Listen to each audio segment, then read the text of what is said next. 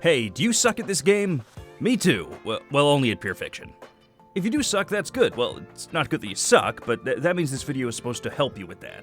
I wanted to give a couple tips for all three endgame modes in Honkai Star Rail. The last video I did on this subject kind of just gave some very general tips, very basic stuff on account building and what kind of characters you might want to prioritize leveling up.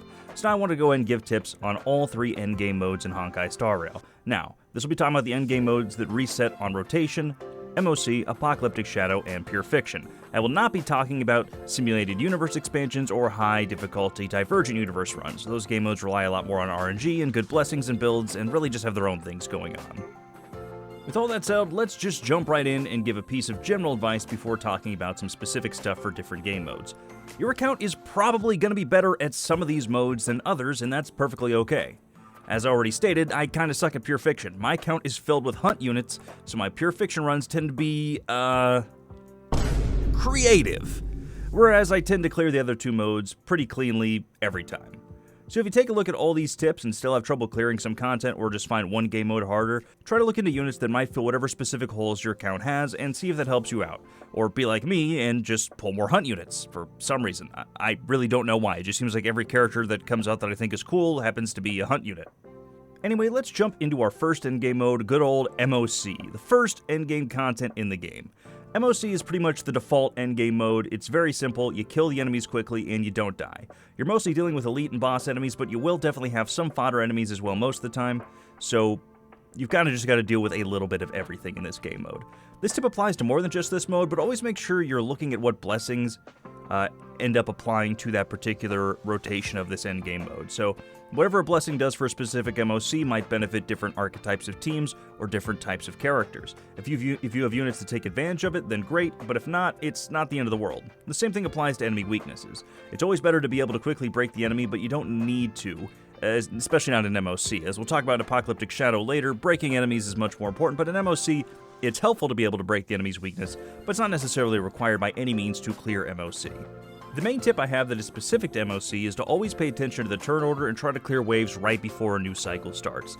This can save you some time and letting you basically reset the cycle before the next wave. So if you end up finding yourself just barely missing out on that third star, saving that one cycle in the first half of the run might be what puts you over the finish line instead of finishing with 19 cycles remaining, which is, by the way, incredibly frustrating when you're just that little bit off. So trying to kill enemies right before a cycle ends and resetting that cycle can save you just enough turns to maybe push yourself across the finish line, whereas you otherwise might not be able to. Let's talk about Apocalyptic Shadow now, because I like it. Apocalyptic Shadow is all about bosses and breaking bosses, if that part wasn't clear. The break effect focus carries like Firefly are very good in this game mode, but are by far not required. This is the game mode where, so far at least, breaking the enemy is the most important. As a result, making sure you can quickly break the enemy's weakness is the most important part of the run. Characters like Boothill and Firefly, like I said, do this extremely well, but supports like Ruan Mei can be just as, if not more, important. These bosses are big fans of massive amounts of damage reduction, so just focus on breaking the enemy's weakness as fast as possible, and then nuking them to holy hell. It's also worth remembering that elements aside, some bosses just have mechanics that can make them a pain in the ass, and Apocalyptic Shadow tends to add on to that with a wrinkle or two here or there for each boss.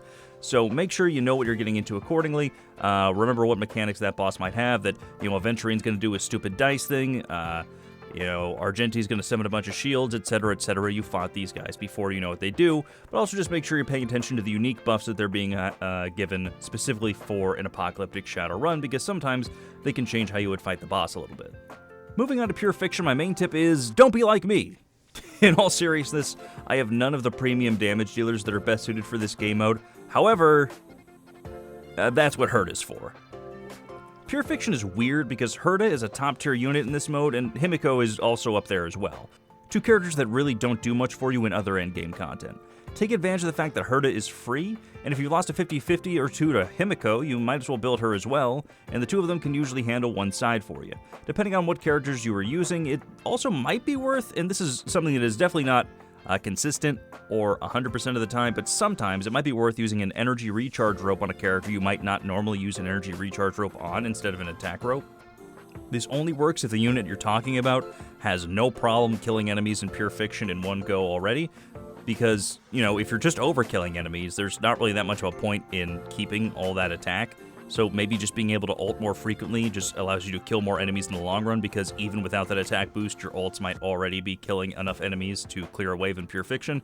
So being able to ult more frequently might be able to just help you cross the finish line that little bit quicker. Now, like I said, this is something you kind of have to test for yourself. Like, if you're using a character that just has a wide damaging ult, then you might be worth just try using an energy recharge rope on them if you're finding yourself not ulting or taking enough actions frequently enough with that character in a pure fiction run. Now, if you switch to an energy recharge rope and then you end up not killing enemies, then yeah, you probably just switch back to that attack rope. But if you're having trouble clearing, it's just something worth considering, because being able to ult more frequently in pure fiction especially can be helpful, since it's all about killing smaller, weaker enemies as fast as possible.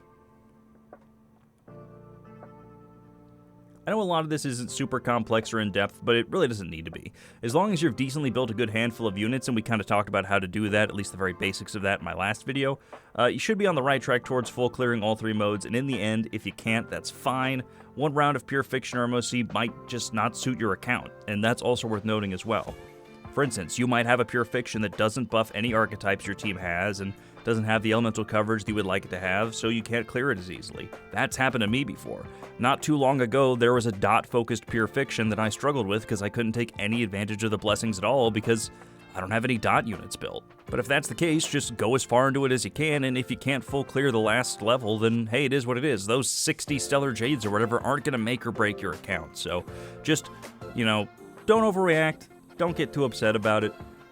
They're here to challenge you a little bit and give you a couple extra rewards, and if you're full clearing 2 out of 3 of them and just having a little bit of trouble with one, then hey, it's not the worst thing in the world, and realistically you're still already better off than the majority of people playing the game who probably don't full clear everything on rotation anyway. So that's about all I got for you. Make sure to like, comment, subscribe if you really enjoyed the video or if you learned anything from it.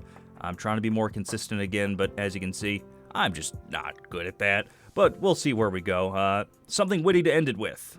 Oh, wait. That is not part of the script. I just wrote, write something witty to end it with. So I wasn't supposed to say something witty to end it with. I was supposed to come up with like a witty comment or joke or something to end the video with. Huh.